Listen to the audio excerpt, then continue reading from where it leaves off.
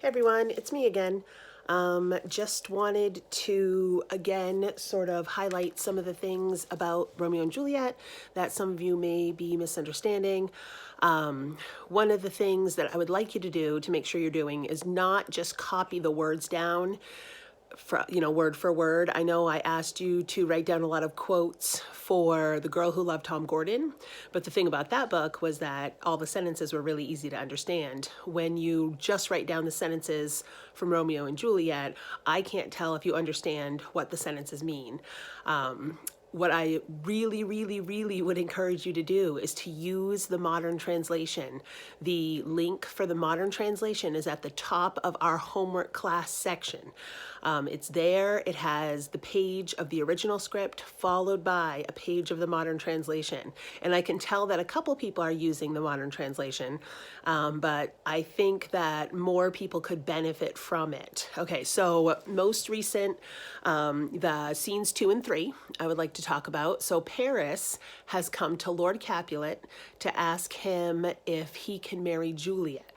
Now, Lord Capulet's answer is that Juliet is only 13. She hasn't seen her 14th year yet, so she's only 13 years old. And so he feels like she's a little young to be married.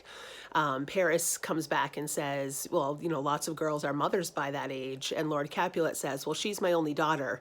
All of my other children have died. I would really like to make sure that I give her the best chance, basically, of surviving. And of course, the younger you are a mother, the more dangerous childbirth can be. And so, even though getting married at 13 wasn't necessarily unusual back then, Lord Capulet really loves his daughter and wants to make sure she, lives to adulthood as, give her the best chance he can give her. Now, shifting into the next scene, we have the nurse and we have Juliet, and we have Lady Capulet, right, talking to Juliet about getting married. And they ask her what she thinks about getting married. And she says she hasn't really thought about it, which isn't really a surprise because, again, she's only 13. And so they ask her basically to meet with Paris, talk with him, see if she could love him. And so Lord Capulet in the earlier part had said Juliet will have a say in who she marries, that he's not going to force her to marry Paris if she doesn't, feel like she could love Paris and wants to marry Paris. And so she's in a unique position for girls in that time period where she's actually going to be given a say in who she gets to marry.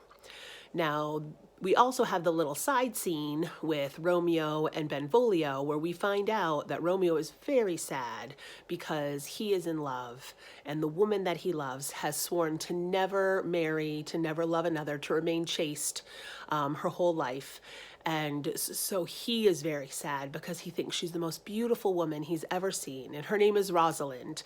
And he thinks that, nothing will ever make him happy again. And so Benvolio's advice is to, hey, man, let's go look at some other ladies. I think once you see some other pretty ladies, Rosalind will probably, pale in comparison. So they decide that they are going to go and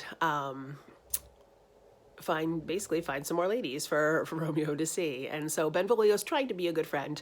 Again, we had learned in Act 1, Scene 1, that he's a peaceful person. He wants to keep the peace. He wants people to be happy. He doesn't want fighting, right? So Benvolio, just generally a peacemaker, trying to keep everybody happy. And so his friend is sad, and so he's trying to cheer him up. And so that's the situation in scenes 2 and 3 of the play. So I hope that clears that up. I will probably come back and make another video for scene 4 once you guys answer the questions for that. All right, talk to you soon.